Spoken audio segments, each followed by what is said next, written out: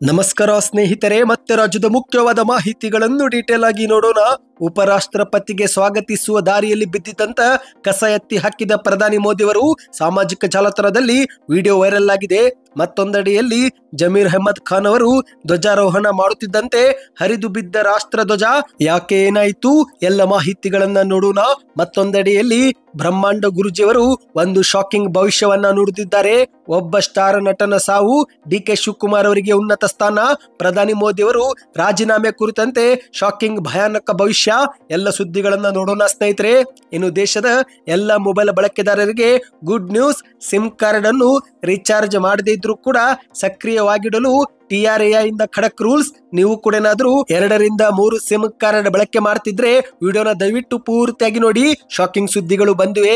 ಇನ್ನು ಮತ್ತೊಂದೆಡೆಯಲ್ಲಿ ಆಸ್ಪತ್ರೆಯಿಂದ ಡಿಸ್ಚಾರ್ಜ್ ಆದ ಸಚಿವ ಲಕ್ಷ್ಮೀ ಹೆಬ್ಬಾಳ್ಕರ್ ಅವರು ಮಾಧ್ಯಮಗಳ ಮುಂದೆ ತಮ್ಮ ಹೇಳಿಕೆಯನ್ನು ಕೊಟ್ಟಿದ್ದಾರೆ. ಎಲ್ಲ ಸುದ್ದಿಗಳನ್ನ ನೋಡೋಣ. ಇನ್ನು ಗೃಹಲಕ್ಷ್ಮಿ ಯೋಜನೆ ಕುರಿತಂತೆ ಒಂದು ಮುಖ್ಯವಾದ ಮಾಹಿತಿ. ಮತ್ತೆ ಕಂತು ಬಿಡುಗಡೆ ಮಾಡಿದ ಸರ್ಕಾರ 4 ರಿಂದ 5 ಲಕ್ಷ ಮಹಿಳೆಯರಿಗೆ 2,200 ಜಮಾ ಮಾಡಲಾಗಿದೆ ಎಂದು ಚಲುವರಾಯಸ್ವಾಮಿ ಅವರ ಹೇಳಿಕೆ. ಎಲ್ಲ ಸುದ್ದಿಗಳನ್ನು ಡೀಟೇಲ್ ಆಗಿ ನೋಡೋಣ. ಅದಕ್ಕಿಂತ ಮೊದಲು ನೀವು ನಮ್ಮ ಚಾನಲ್ಗೆ ಮೊದಲು ಬಾರಿ ಭೇಟಿ ಕೊಡ್ತಾ ಇದ್ರೆ ದಯವಿಟ್ಟು ಸಬ್ಸ್ಕ್ರೈಬ್ ಆಗಿ, ಪಕ್ಕದಲ್ಲಿ ಗಂಟೆ ಕಾಣಿಸುತ್ತೆ ಸ್ನೇಹಿತರೆ, ಅದನ್ನು ಕೂಡ ಒತ್ತಿ. ಇದರಿಂದ ರಾಜ್ಯದ ಮುಖ್ಯವಾದ ಮಾಹಿತಿಗಳು ನಿಮಗೆ ಸಿಗುತ್ತಿರುತ್ತವೆ. ಈ ಒಂದು ವಿಡಿಯೋಗೆ ಲೈಕ್ ಮಾಡ್ತಾ ವಿಡಿಯೋನ ಪೂರ್ತಿಯಾಗಿ ನೋಡಿ. ಮೊದಲನೇ ಮುಖ್ಯವಾದ ಮಾಹಿತಿ. ಇಂದು ಇಡೀ ಭಾರತ ದೇಶದಲ್ಲಿ ಅದ್ದೂರಿಯಾಗಿ 76ನೇ ಗಣರಾಜ್ಯೋತ್ಸವವನ್ನ ಆಚರಿಸಲಾಗಿದೆ. ಅದರಲ್ಲಂತೂ ದೇಶದ ರಾಜಧಾನಿ ನವದೆಹಲಿಯಲ್ಲಿ ಪ್ರಧಾನಿ ಮೋದಿ ಅವರ ನೇತೃತ್ವದಲ್ಲಿ ಭಾರತ ಗಣತಂತ್ರವನ್ನ ಆಚರಣೆ ಮಾಡಲಾಗಿದೆ. ಇದೇ ನಡುವೆ ಸೇನೆಗಳ ಶಕ್ತಿ ಪ್ರದರ್ಶನ, ಪಥಸಂಚಲನ, ಸ್ತಬ್ಧ ಚಿತ್ರಗಳ ಪ್ರದರ್ಶನ, ನಾಟಕ, ಡ್ಯಾನ್ಸು ಸೇರಿದಂತೆ ಇತರೆ ಕಲಾ ತಂಡ ಪ್ರದರ್ಶನವನ್ನ ಮಾಡಲಾಗಿದೆ. ಇನ್ನು ಇದೇ ಒಂದು ಕಾರ್ಯಕ್ರಮಕ್ಕೆ ಆಗಮಿಸುವ ರಾಷ್ಟ್ರಪತಿ ಹಾಗೂ ಉಪರಾಷ್ಟ್ರಪತಿಗಳನ್ನು ಪ್ರಧಾನಿ ಮೋದಿ ಅವರು ಬರಮಾಡಿಕೊಂಡಿದ್ದು, ಇದೇ ನಡುವೆ ಉಪರಾಷ್ಟ್ರಪತಿ ಜಗದೀಪ್ ಧನ್ಕರ್ ಅವರನ್ನ ಸ್ವಾಗತಿಸಲು ಪ್ರಧಾನಿ ಮೋದಿ ಅವರು ಮುಂದಾಗಿದ್ದು, ಆದರೆ ಇದೇ ನಡುವೆ ಪ್ರಧಾನಿ ಮೋದಿ ಅವರ ಕಣ್ಣಿಗೆ ಅಲ್ಲೇ ಬಿದ್ದಿದ್ದ ಕಸವನ್ನ ಕಂಡಿದೆ. ಇದೇ ನಡುವೆ ಪ್ರಧಾನಿ ಮೋದಿ ಅವರು ಆ ಒಂದು ಕಸವನ್ನ ಎತ್ತಿ ಭದ್ರತಾ ಪಡೆ ಕೈಗೆ ಕೊಟ್ಟಿದ್ದಾರೆ. ಸದ್ಯ ಆ ಒಂದು ವಿಡಿಯೋ ಸಾಮಾಜಿಕ ಜಾಲತಾಣದಲ್ಲಿ ಭಾರಿ ಸಂಚಲನ ಮೂಡಿಸಿದೆ. ಹೌದು ಗೆಳೆಯರೆ, ಪ್ರಧಾನಿ ಮೋದಿ ಅವರ ಅಭಿಮಾನಿಗಳು ಯಾವಾಗಲೂ ಕೂಡ ಸ್ವಚ್ಛ ಭಾರತ ಮಿಷನ್ ಒಳಗೆ ಪ್ರಧಾನಿ ಮೋದಿ ಅವರು ತೊಡಗಿರುತ್ತಾರೆ ಎಂದು ಆ ಒಂದು ವಿಡಿಯೋ ಮೇಲೆ ಬರೆದುಕೊಂಡು ಸಾಮಾಜಿಕ ಜಾಲತಾಣದಲ್ಲಿ ಹಂಚಿಕೊಳ್ಳುತ್ತಿದ್ದಾರೆ. ಹೌದು, ಪ್ರಧಾನಿ ಮೋದಿ ಅವರು ಆ ಒಂದು ಕಸವನ್ನ ಎತ್ತುಕೊಂಡು ಭದ್ರತಾ ಪಡೆಗೆ ಕೊಟ್ಟಿದ್ದು, ಇನ್ನು ಪ್ರಧಾನಿ ಮೋದಿ ಅವರು ಕೊಡುತ್ತಿದ್ದಂತೆ ಆ ಸಿಬ್ಬಂದಿಯು ಕೂಡ ಅದೇ ಕಸವನ್ನ ತನ್ನ ಜೇಬಿಗೆ ಹಾಕಿಕೊಂಡಿದ್ದಾರೆ. ಸದ್ಯ ಈ ಒಂದು ಕೆಲವೇ ಸೆಕೆಂಡಿನ ವಿಡಿಯೋ ಸಾಮಾಜಿಕ ಜಾಲತಾಣದಲ್ಲಿ ಸಖತ್ ವೈರಲ್ ಆಗ್ತಾ ಇದೆ. ಇನ್ನು ಇದು ಒಂದು ಕಡೆ ಆದರೆ ಕರ್ನಾಟಕದಲ್ಲಿ ಜಮೀರ್ ಅಹ್ಮದ್ ಖಾನ್ ಅವರು ಧ್ವಜಾರೋಹಣ ಮಾಡುತ್ತಿದ್ದಂತೆ ರಾಷ್ಟ್ರ ಧ್ವಜ ಹರಿದು ಬಿದ್ದಿದೆ. ಹೌದು ಗೆಳೆಯರೆ, ಕರ್ನಾಟಕದಲ್ಲೂ ಕೂಡ 76ನೇ ಗಣರಾಜ್ಯೋತ್ಸವದ ಸಂಭ್ರಮವನ್ನ ಜೋರಾಗಿ ಆಚರಿಸಿದ್ದಾರೆ. ಗಣರಾಜ್ಯೋತ್ಸವದ ಹಿನ್ನೆಲೆಯಲ್ಲಿ ಬೆಂಗಳೂರಿನ ಮಾಣಿಕ್ ಶಾ ಪೆರೇಡ್ ಮೈದಾನದಲ್ಲಿ ರಾಜ್ಯಪಾಲ ಥಾವರ್ ಚಂದ್ ಗೆಹ್ಲೋಟ್ ಅವರು ಧ್ವಜಾರೋಹಣ ನೆರವೇರಿಸಿದ್ದಾರೆ. ಇನ್ನು ಮತ್ತೊಂದೆಡೆಯಲ್ಲಿ ವಿಜಯನಗರದ ಉಸ್ತುವಾರಿಯಾಗಿರುವ ಜಮೀರ್ ಅಹ್ಮದ್ ಖಾನ್ ಅವರು ಕೂಡ ಧ್ವಜಾರೋಹಣ ಮಾಡಿದ್ದು, ಆದರೆ ಧ್ವಜಾರೋಹಣ ಮಾಡುತ್ತಿದ್ದಂತೆ ಒಂದು ಅವಘಡ ನಡೆದು ಹೋಗಿದೆ. ಹೌದು, ವಿಜಯನಗರದಲ್ಲಿ ಜಿಲ್ಲಾ ಕ್ರೀಡಾಂಗಣದಲ್ಲಿ ದೇಶದ ಅತಿ ಎತ್ತರದ 2ನೇ ಅತಿ ದೊಡ್ಡ ರಾಷ್ಟ್ರ ಧ್ವಜವನ್ನ ಸಚಿವ ಜಮೀರ್ ಅಹ್ಮದ್ ಖಾನ್ ಅವರು ಧ್ವಜಾರೋಹಣ ಮಾಡಿದ್ದಾರೆ. ಆದರೆ ಧ್ವಜಾರೋಹಣ ಮಾಡಿದ ಬಳಿಕ ರಾಷ್ಟ್ರ ಧ್ವಜವು ಮೇಲೇರುತ್ತಿರುವಾಗ ವೈರ್ಗಳು ಕಟ್ಟಾಗಿ ಕೆಳಗೆ ಬಿದ್ದಿವೆ. ಹೌದು, ಸರಿಸುಮಾರು 408 ಅಡಿ ಎತ್ತರದ ಈ ಒಂದು ಧ್ವಜ ಸ್ತಂಭದಿಂದ ರಾಷ್ಟ್ರ ಧ್ವಜ ಹರಿದು ಬಿದ್ದಿದೆ ಸ್ನೇಹಿತರೆ. ಇನ್ನಿದೀಗ ಮತ್ತೊಂದು ಮುಖ್ಯವಾದ ಮಾಹಿತಿಗೆ ಹೋಗೋಣ. ಅದಕ್ಕಿಂತ ಮೊದಲು ವಿಡಿಯೋಗೆ ಲೈಕ್ ಮಾಡಿ ಸ್ನೇಹಿತರೆ, ಮತ್ತು ಚಾನಲ್ಗೂ ಕೂಡ ಸಬ್ಸ್ಕ್ರೈಬ್ ಮಾಡಿ. ಈಗ ಬ್ರಹ್ಮಾಂಡ ಗುರೂಜಿಯವರು ಒಂದು ಭಯಾನಕ ಭವಿಷ್ಯವನ್ನ ನುಡಿದಿದ್ದಾರೆ. ಹೌದು, 2025 ವರ್ಷದ ಆರಂಭದಲ್ಲೇ ಗಂಡಾಂತರ ಕಾದಿದೆ ಎಂದು ಈಗಾಗಲೇ ಕೆಲವರು ಭವಿಷ್ಯವನ್ನ ನುಡಿದಿದ್ದು, ಇದೇ ನಡುವೆ ಬ್ರಹ್ಮಾಂಡ ಗುರೂಜಿಯವರು ಬೇರೆದೇ ಹೇಳಿಕೆ ಕೊಟ್ಟು ಇನ್ನಷ್ಟು ಆತಂಕವನ್ನ ಮೂಡಿಸಿದ್ದಾರೆ. ಅದೇನೆಂದ್ರೆ, ಒಬ್ಬ ಪ್ರಖ್ಯಾತ ಸ್ಟಾರ್ ನಟನ ಸಾವಾಗುತ್ತೆ, ಡಿ.ಕೆ. ಶಿವಕುಮಾರ್ ಅವರಿಗೆ ಉನ್ನತ ಸ್ಥಾನ ಸಿಗುತ್ತೆ ಮತ್ತು ಪ್ರಧಾನಿ ಮೋದಿ ಅವರು ರಾಜೀನಾಮೆ ಪಡೆಯಲಿದ್ದಾರೆ ಎಂಬ ಕುರಿತಂತೆ ಶಾಕಿಂಗ್ ಹೇಳಿಕೆ ಕೊಟ್ಟಿದ್ದಾರೆ. ಹೌದು, 2025ನೇ ವರ್ಷದ ಬಗ್ಗೆ ವಿಶ್ಲೇಷಣೆ ಮಾಡಿದಂತ ಬ್ರಹ್ಮಾಂಡ ಗುರೂಜಿಯವರು ಈ ಒಂದು 2025ರಿಂದ 2027ರವರೆಗೆ ಭಾರತ ದೇಶಾದ್ಯಂತ ಹಾಗೂ ಜಾಗತಿಕ ಮಟ್ಟದಲ್ಲಿ ದೊಡ್ಡ ದೊಡ್ಡ ಬದಲಾವಣೆ ಆಗಲಿದೆ ಎಂದು ಸೂಚನೆ ಕೊಟ್ಟಿದ್ದಾರೆ. ಈ ಬಾರಿ ಸೂರ್ಯನು ರಶ್ಮಿ ಗಂಗಾಧೇಶ್ವರನನ್ನು ಸ್ಪರ್ಶ ಮಾಡೋದಿಲ್ಲ. ಈ ಒಂದು ಹಿಂದೆ ಕೊರೋನಾ ಸಮಯದಲ್ಲೂ ಕೂಡ ಈ ರಶ್ಮಿ ಸ್ಪರ್ಶವಾಗಿರಲಿಲ್ಲ. ಈ ಬಾರಿಯೂ ಕೂಡ ಈಶ್ವರನನ್ನು ಸೂರ್ಯ ಸೋಕೋದು ನಾವು ನೋಡಲಿಲ್ಲ. ಈ ಮೂಲಕ ಇದೊಂದು ಗಂಡಾಂತರದ ಸೂಚನೆ ಆಗಿದೆ. ಇಂದು ಕೆಲವರು ಮೋಡ ಬಂದಿದ್ದರಿಂದ ಸೂರ್ಯನ ಬೆಳಕು ಈಶ್ವರನನ್ನು ಸ್ಪರ್ಶ ಮಾಡಲಿಲ್ಲ ಎಂದು ಹೇಳುತ್ತಿದ್ದಾರೆ. ಆದ್ರೆ ಅದು ತಪ್ಪು. ಗಂಡಾಂತರ ಬಹುಶಃ ಇದೇ ಸಮಯದಲ್ಲೂ ಕೂಡ ಆಗಬಹುದು ಎಂದು ಶಾಕಿಂಗ್ ಹೇಳಿಕೆ ಕೊಟ್ಟಿದ್ದಾರೆ. 2025ನೇ ವರ್ಷದಲ್ಲಿ ಕರ್ನಾಟಕದಲ್ಲಿ 2 ಸ್ಟಾರ್ ನಟಿಯರು ಹಾಗೂ ಒಬ್ಬ ಸ್ಟಾರ್ ನಟನಿಗೆ ಮೃತ್ಯು ಗಂಡಾಂತರವಿದೆ. ಈ ಒಂದು ಹಿಂದೆ ನಾನು ತಿರುಪತಿಯಲ್ಲಿ ಕಾಲ್ತುಳಿತದ ಬಗ್ಗೆ ಭವಿಷ್ಯ ಹೇಳಿದ್ದೆ, ಅದು ನಿಜವಾಯಿತು. ಈಗ ಜಾಗತಿಕ ಮಟ್ಟದಲ್ಲಿ 7 ದೇಶಗಳು ನಶಿಸಿ ಹೋಗಲಿವೆ. ಇನ್ನೊಂದು ಕಡೆಗೆ ಸುನಾಮಿ ಉಂಟಾಗುವ ಮೂಲಕ ಭಾರಿ ಗಂಡಾಂತರಗಳು ಕೂಡ ಸಂಭವಿಸಲಿದೆ ಎಂದು ಹೇಳಿಕೆಯನ್ನು ಕೊಟ್ಟಿದ್ದಾರೆ. ಇದೇ ನಡುವೆ ರಾಜಕೀಯದ ಬದಲಾವಣೆ ಕುರಿತಂತೆ ಮಾತನಾಡಿರುವ ಬ್ರಹ್ಮಾಂಡ ಗುರೂಜಿಯವರು ರಾಜ್ಯದ ಮುಖ್ಯಮಂತ್ರಿ ಸಿದ್ದರಾಮಯ್ಯನವರಿಗೆ ಅನಾರೋಗ್ಯದ ಸಮಸ್ಯೆ ಕಾಣಿಸಿಕೊಳ್ಳಲಿದೆ. ಜನವರಿ 2025ರಿಂದ 2027ರವರೆಗೆ ಡಿಕೆ ಶಿವಕುಮಾರ್ ಅವರಿಗೆ ಹೊಸ ಅವಕಾಶಗಳು ಬರಲಿವೆ. ಮುಂದಿನ 3 ವರ್ಷಗಳಲ್ಲಿ 3 ಸಿಎಂ ಅಥವಾ 3 ಗವರ್ನರ್ಗಳು ನೇಮಕವಾಗುವ ಮೂಲಕ ರಾಜ್ಯವು 3 ಭಾಗವಾಗುವ ಸಾಧ್ಯತೆ ಇದೆ ಎಂದು ಅಚ್ಚರಿ ಭವಿಷ್ಯ ನುಡಿದಿದ್ದಾರೆ. ಇದೇ ನಡುವೆ ಪ್ರಧಾನಿ ನರೇಂದ್ರ ಮೋದಿ ಅವರು ರಾಜೀನಾಮೆ ನೀಡುವ ಸಾಧ್ಯತೆಯೂ ಕೂಡ ಹೆಚ್ಚಾಗಿದೆ ಎಂದು ಹೇಳಿಕೆ ಕೊಟ್ಟಿದ್ದಾರೆ. ಹೌದು, 80% ಪ್ರಧಾನಿ ಮೋದಿ ರಾಜೀನಾಮೆ ನೀಡುವ ಭವಿಷ್ಯ ಗ್ಯಾರಂಟಿ ಆಗಿದೆ. ಮುಂದಿನ 2 ವರ್ಷದಲ್ಲಿ ಪ್ರಧಾನಿ ಮೋದಿ ಅವರು ರಾಜೀನಾಮೆ ನೀಡಲಿದ್ದು ಒಟ್ಟು 11 ದೇಶಗಳು ಸೇರಿ ಭಾರತದ ಮೇಲೆ ಯುದ್ಧವೂ ಕೂಡ ಮಾಡಲಿದೆ ಎಂದು ಶಾಕಿಂಗ್ ಭವಿಷ್ಯವನ್ನ ನುಡಿದಿದ್ದಾರೆ. ಇನ್ನು ಇದಕ್ಕೆ ನಿಮ್ಮ ಅನಿಸಿಕೆಯನ್ನು ನೀವು ಕಮೆಂಟ್ ಮಾಡಿ ಸ್ನೇಹಿತರೆ. ಇನ್ನಿದೀಗ ಮತ್ತೊಂದು ಮುಖ್ಯವಾದ ಮಾಹಿತಿಗೆ ಹೋಗೋಣ. Good news. ಹೌದು ಸ್ನೇಹಿತರೆ, ಇಂದು ಪ್ರತಿಯೊಬ್ಬರ ಬಳಿಯೂ 2 ಸಿಮ್ ಕಾರ್ಡ್ಗಳಿದ್ದು ಆ ಒಂದು ಸಿಮ್ ಕಾರ್ಡ್ಗೆ ರೀಚಾರ್ಜ್ ಮಾಡಿಕೊಳ್ಬೇಕಂದ್ರೆ ಕುತ್ತಿಗೆಗೆ ಬರುತ್ತೆ.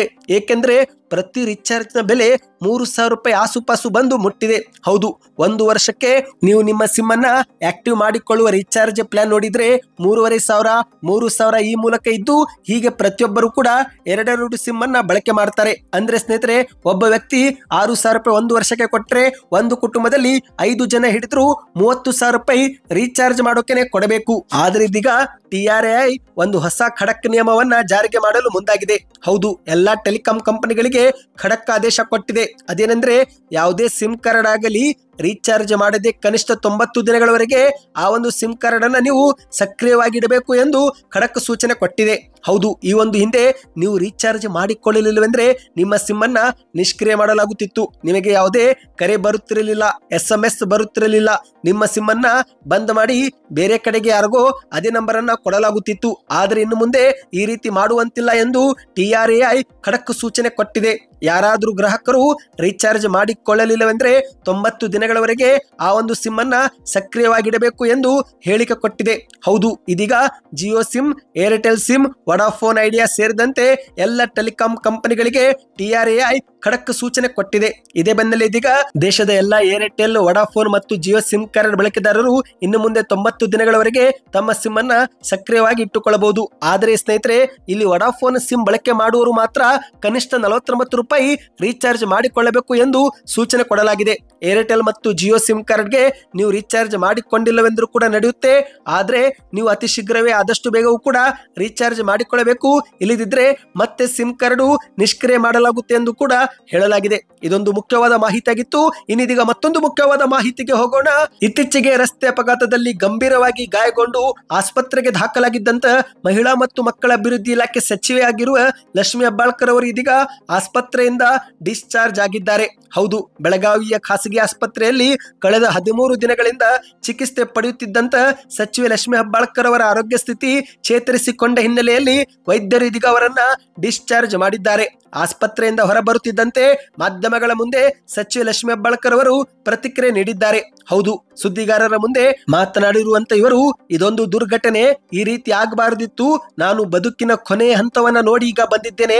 ಜೀವನದ ಹೋರಾಟ ಮಾಡಿ ನಾನು ಮತ್ತೆ ಬದುಕುಳಿದಿದ್ದೇನೆ ಎಂದು ಮಾಧ್ಯಮಗಳ ಮುಂದೆ ತಿಳಿಸಿದ್ದಾರೆ. ಇಂದು ನಾನು ಬದುಕುಳಿದಿರಲು ಎಲ್ಲರ ಆಶೀರ್ವಾದವೇ ಕಾರಣ. ಇದಕ್ಕೆಲ್ಲ ಹಿರಿಯರ, ತಂದೆ ತಾಯಿಯರ ಆಶೀರ್ವಾದವೂ ಕೂಡ ಕಾರಣ. ಈ ಸಂದರ್ಭದಲ್ಲಿ ನಾನು ಬಹಳಷ್ಟು ಜನರಿಗೆ ಧನ್ಯವಾದವನ್ನ ಹೇಳಲು ಬಯಸುತ್ತೇನೆ. ರಾಜ್ಯದ ಮಠಾಧೀಶರು, ಪೂಜ್ಯರು ನಾನು ಶೀಘ್ರ ಗುಣಮುಖರಾಗಲಿ ಎಂದು ಆಶೀರ್ವಾದ ಮಾಡಿದ್ದಾರೆ. ಇದೇ ನನಗೆ ಬಹಳಷ್ಟು ಧೈರ್ಯ ತಂದು ಕೊಟ್ಟಿತು ಎಂದು ಮಾಧ್ಯಮಗಳ ಮುಂದೆ ತಿಳಿಸಿದ್ದಾರೆ. ಇದೇ ನಡುವೆ ಸಿಎಂ ಸಿದ್ದರಾಮಯ್ಯನವರು, ಡಿಸಿಎಂ ಡಿಕೆ ಶಿವಕುಮಾರ್ ಅವರು, ಹಾಲಿ ಮತ್ತು ಮಾಜಿ ಶಾಸಕರು, ಸಚಿವರು ಸೇರಿದಂತೆ ಎಲ್ಲರೂ ಖುದ್ದಾಗಿ ಬಂದು ಆಸ್ಪತ್ರೆಗೆ ಭೇಟಿ ಮಾಡಿ ನನ್ನ ಆರೋಗ್ಯವನ್ನು ವಿಚಾರಿಸುತ್ತಿದ್ರು. ನಾನು ಶೀಘ್ರ ಗುಣಮುಖರಾಗುವಂತೆ ಧೈರ್ಯದ ಮಾತುಗಳನ್ನಾಡಿದ್ರು ಎಂದು ನೆನಪಿಸಿಕೊಂಡು ಧನ್ಯವಾದಗಳನ್ನು ಅರ್ಪಿಸಿದ್ದಾರೆ. ಹೌದು ಗೆಳೆಯರೆ, ಇದೀಗ ಸಚಿವೆ ಲಕ್ಷ್ಮಿ ಹೆಬ್ಬಾಳ್ಕರ್ ಅವರು ಆಸ್ಪತ್ರೆಯಿಂದ ಬಿಡುಗಡೆಯಾಗಿದ್ದಾರೆ. ಇನ್ನೀಗ ಕೊನೆ ಮುಖ್ಯವಾದ ಮಾಹಿತಿಗೆ ಹೋಗೋಣ. ನೀವು ಕೂಡ ಗೃಹಲಕ್ಷ್ಮಿ ಯೋಜನೆಯ ಫಲಾನುಭವಿಗಳಾಗಿ ನಿಮ್ಮ ಖಾತೆಗೆ 2,000 ರೂಪಾಯಿ ಜಮವಾಗಿದ್ರೆ ಕಮೆಂಟ್ ನಲ್ಲಿ ಎಸ್ ಅಥವಾ ನೋ ಎಂದು ಕಮೆಂಟ್ ಮಾಡಿ. ಏಕೆಂದ್ರೆ ಇದೀಗ ಮಂಡ್ಯ ಜಿಲ್ಲೆಯ ಎಷ್ಟೋ ಜನರಿಗೆ ಹಣ ಜಮವಾಗುತ್ತಿರುವುದು ಬೆಳಕಿಗೆ ಬಂದಿದೆ. ಹೌದು, ಮಾಧ್ಯಮಗಳ ಮುಂದೆ ಕೃಷಿ ಇಲಾಖೆ ಸಚಿವರಾಗಿರುವ ಚಲುವರಾಯಸ್ವಾಮಿ ಅವರು ಹೇಳಿಕೆಯನ್ನ ಕೊಟ್ಟಿದ್ದಾರೆ. ಹೌದು, ಮಂಡ್ಯ ಜಿಲ್ಲೆಯ ಜಿಲ್ಲಾ ಉಸ್ತುವಾರಿ ಸಚಿವರಾಗಿರುವ ಚಲುವರಾಯಸ್ವಾಮಿ ಅವರು ಇಂದು ಮಾಧ್ಯಮಗಳ ಮುಂದೆ ಮಾತನಾಡಿದ್ದು, ಕರ್ನಾಟಕದ ಮಹಿಳೆಯರನ್ನು ಆರ್ಥಿಕವಾಗಿ ಸಬಲೀಕರಣಗೊಳಿಸುವ ಉದ್ದೇಶದಿಂದ ನಮ್ಮ ಸರ್ಕಾರ ಗೃಹಲಕ್ಷ್ಮಿ ಯೋಜನೆ ಜಾರಿಗೆ ತಂದಿದೆ. ಇಂದು ಮಂಡ್ಯ ಜಿಲ್ಲೆಯಲ್ಲಿ 4,48,525 ಮಹಿಳೆಯರಿಗೆ ತಲಾ 2,000 ರೂಪಾಯಿಯಂತೆ ಒಟ್ಟು 1,308 ಕೋಟಿ ರೂಪಾಯಿ ಪಾವತಿ ಮಾಡಲಾಗಿದೆ ಎಂದು ಚಲುವರಾಯಸ್ವಾಮಿ ಅವರು ತಿಳಿಸಿದ್ದಾರೆ. ಹೌದು, ಮಂಡ್ಯದ ವಿಶ್ವೇಶ್ವರಯ್ಯ ಕ್ರೀಡಾಂಗಣದಲ್ಲಿ ಗಣರಾಜ್ಯೋತ್ಸವ ಕಾರ್ಯಕ್ರಮದಲ್ಲಿ ಧ್ವಜಾರೋಹಣ ನೆರವೇರಿಸಿ ಚಲುವರಾಯಸ್ವಾಮಿ ಅವರು ಮಾತನಾಡಿದ್ದಾರೆ. ಮಂಡ್ಯ ಜಿಲ್ಲೆಯ ಮಹಿಳೆಯರಿಗೆ ಈಗ ಮತ್ತೆ 2,000 ರೂಪಾಯಿ ಜಮವಾಗಿದೆ. ನಮ್ಮ ಸರ್ಕಾರವು 5 ಗ್ಯಾರಂಟಿ ಯೋಜನೆಗಳನ್ನು ಯಶಸ್ವಿಯಾಗಿ ಜಾರಿಗೆಗೊಳಿಸುವ ಮೂಲಕ ನುಡಿದಂತೆ ನಡೆದು ಹೆಗ್ಗಳಿಕೆಗೆ ಪಾತ್ರವಾಗಿದೆ ಎಂದು ಮಾಧ್ಯಮಗಳ ಮುಂದೆ ತಿಳಿಸಿದ್ದಾರೆ. ಇದೇ ನಡುವೆ ಶಕ್ತಿ ಯೋಜನೆ ಮೂಲಕ ಮಂಡ್ಯ ಜಿಲ್ಲೆ ಒಂದರಲ್ಲೇ ಇದುವರೆಗೆ 10 ಕೋಟಿ ಟಿಕೆಟ್ಗಳನ್ನ ಮಹಿಳೆಯರಿಗೆ ಉಚಿತವಾಗಿ ಪ್ರಯಾಣಿಸಲು ನೀಡಿ 274 ಕೋಟಿ ರೂಪಾಯಿ ವೆಚ್ಚವನ್ನ ಭರಿಸಲಾಗಿದೆ ಎಂದು ಕೂಡ ತಿಳಿಸಿದ್ದಾರೆ. ಈ ಮೂಲಕ ಸ್ನೇಹಿತರೆ, ಗೃಹಲಕ್ಷ್ಮಿ ಯೋಜನೆ ಎಲ್ಲರಿಗೂ ಜಮವಾಗ್ತಿದೆ ಎಂದು ಚಲುವರಾಯಸ್ವಾಮಿ ಅವರು ಹೇಳಿಕೆ ಕೊಟ್ಟಿದ್ದಾರೆ. ನಿಮ್ಮ ಖಾತೆಗೂ ಕೂಡ ಹಣ ಜಮವಾಗಿದ್ರೆ ಕಮೆಂಟ್ ನಲ್ಲಿ ಯಾವ ಊರು ಎಂಬುದನ್ನ ಕಮೆಂಟ್ ಮಾಡಿ. ಈ ಒಂದು ಎಲ್ಲ ಮಾಹಿತಿ ಇಷ್ಟವಾಗಿದ್ದರೆ ವಿಡಿಯೋಗೆ ಲೈಕ್ ಮಾಡಿ ಸ್ನೇಹಿತರೆ. ಯಾವ ಊರಿನಿಂದ ವಿಡಿಯೋ ನೋಡ್ತಾ ಇದ್ದೀರಾ ಕಮೆಂಟ್ ಮಾಡ್ತಾ ಚಾನಲ್ಗೆ ಸಬ್ಸ್ಕ್ರೈಬ್ ಮಾಡಿ. ವಿಡಿಯೋ ಹೇಗೆ ಅನಿಸ್ತು ಈಗಲೇ ಕಮೆಂಟ್ ಮಾಡಿ ಸ್ನೇಹಿತರೆ. ನಿಮ್ಮ ಕಮೆಂಟ್ ಓದಿದ್ರೆ ನನಗೆ ಮತ್ತೊಂದು ವಿಡಿಯೋ ಮಾಡಲು ಪ್ರೋತ್ಸಾಹ ಸಿಗುತ್ತದೆ.